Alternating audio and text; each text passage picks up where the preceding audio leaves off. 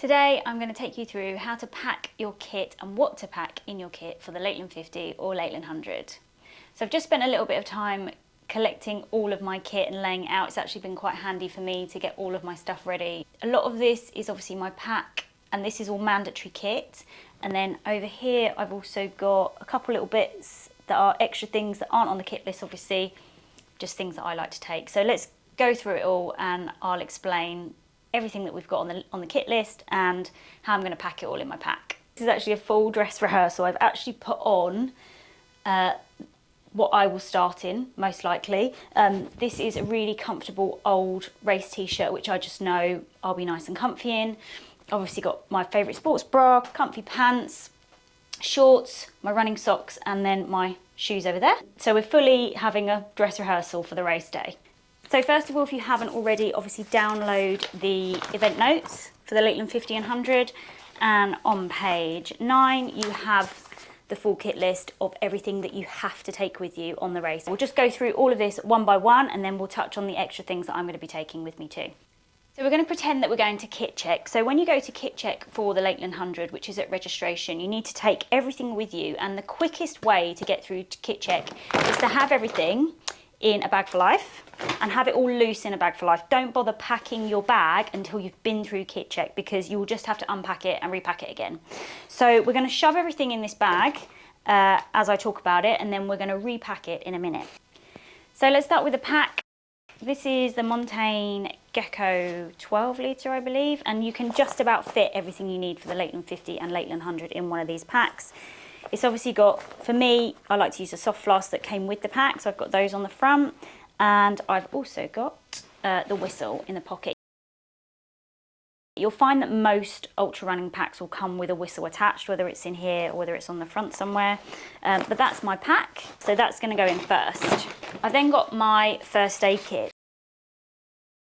So what I often have is some dressing, some tape. I do have some plasters. I don't really like blister plasters, and an emergency bandage and stuff like that. So that goes in here, and I will shove that in there.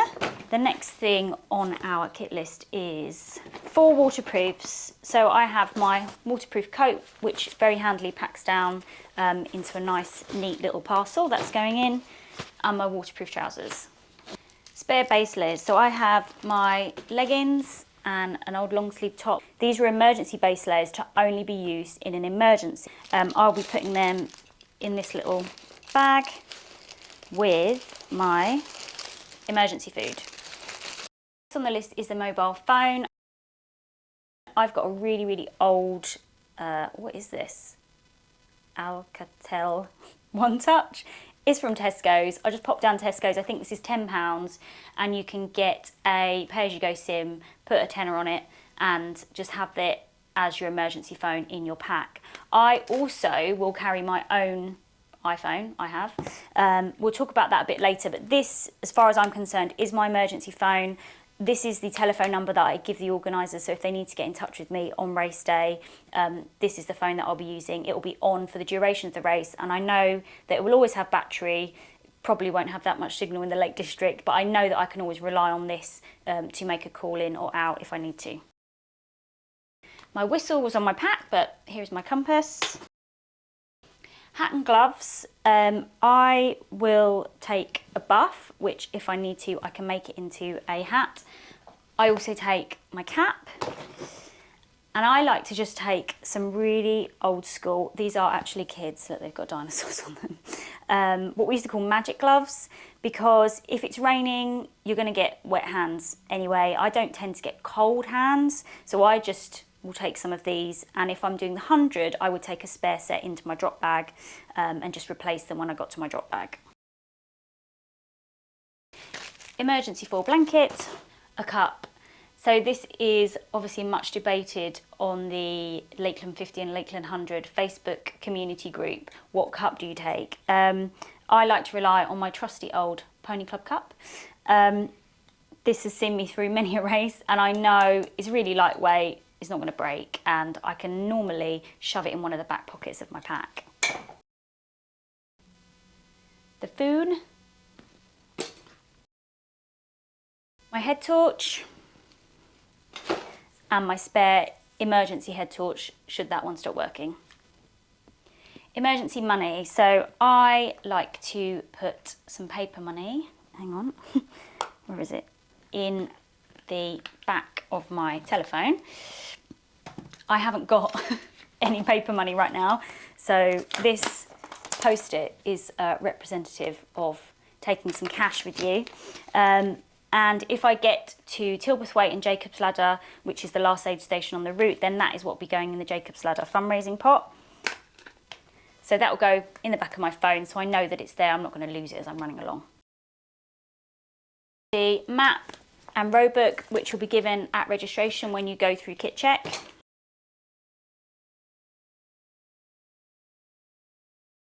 So we're now on to the extra things which aren't on the mandatory kit list, and these are things that I like to take.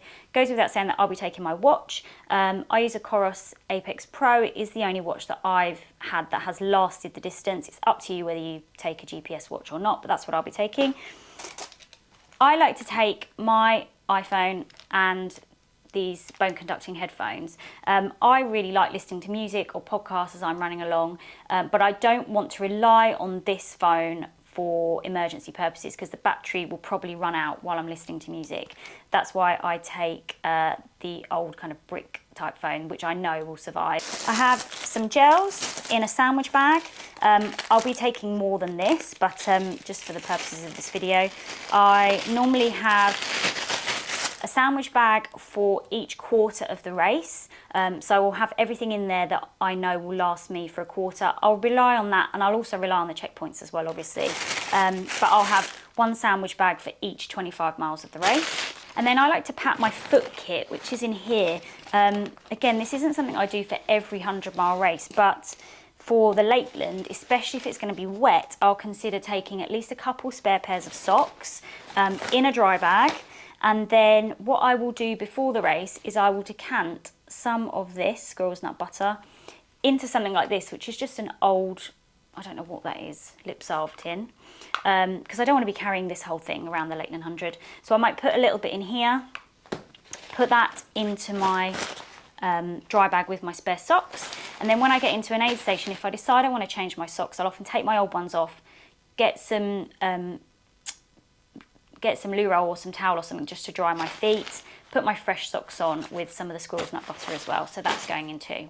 And that's an extra thing that isn't on the kit list, but I think for the Lakeland 100 especially, and especially if it's going to be a wet year, you want to have a foot kit in your bag with some spare socks and whatever else you need for your feet in there. So that is all of my kit in a bag for life, ready for registration, and don't forget to take some ID to registration too, so they can tick you off the list. Okay, so now we've been through kit check and I'm going to do the final pack of everything into my pack. We're going to start first with the spare or emergency base layers, which are going to go in a dry bag, and I'm also going to put in there my emergency food and my spare backup head torch is going to go in there too. All of this stuff hopefully I'm not going to need, so I'm going to do the dry bag up, put that in at the very bottom of my pack. Next is my first aid kit. What I'm also going to put in my first aid kit is my emergency phone, which is switched on, and my foil blanket. So that goes into this one, which is helpfully my red first aid dry bag. That's going to go in next. Next I've got my waterproof trousers. I might use these, but especially for the first half of the race, they probably won't come out unless it's really torrential. So I'll put those in on top. Now this one obviously isn't mandatory, but for me, I will then put my foot kit and my spare socks in this dry bag, and they'll go up there so that I can reach them. It's my school pickup alarm, again, interrupting me.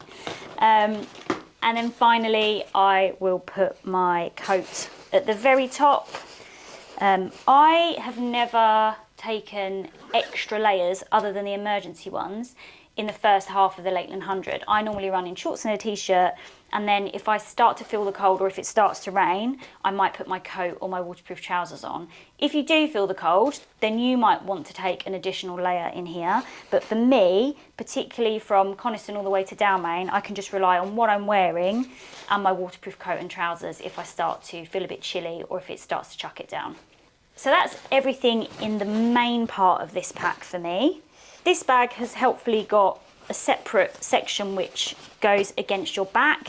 I like to stick the map, the foldy and the compass all in there so they stay nice and flat. I'll put the compass so it's not against my back, so there. So that's all in there, so it's nice and flat against my back. I know that it's there, and I can get it out quickly if I need to. This pack helpfully has got some zip pockets on the front and then some pockets around the side which you can reach to without having to take the pack off.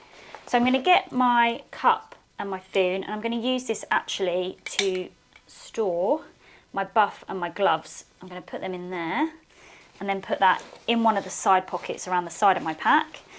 Those are the sort of things that you might want to get out in the first half of the race, whether you want to stop and get a cup of tea or you might want to put your buff and your gloves on. So I'm going to put them in one of these side pockets so they're easy to access. And in these two zipped front pockets, I'll be putting any extra food I want to take. So for me, it's a load of gels and chews. They'll be going into one of these pockets here. And then in the other one, I'm going to put my head torch. So not forgetting that the Lakeland 100, again, you start on the Friday night. Within a few hours, you're going to be needing your head torch. So I put that easy to access in the front here. And then for me, I've got my phone, and I'll be putting on my headphones and my hat to start with. So that is your full kit, ready and packed for the Lakeland 50 or the Lakeland 100. If you are doing the Lakeland 100, then I'll do another video on your drop bag and things to consider putting in there.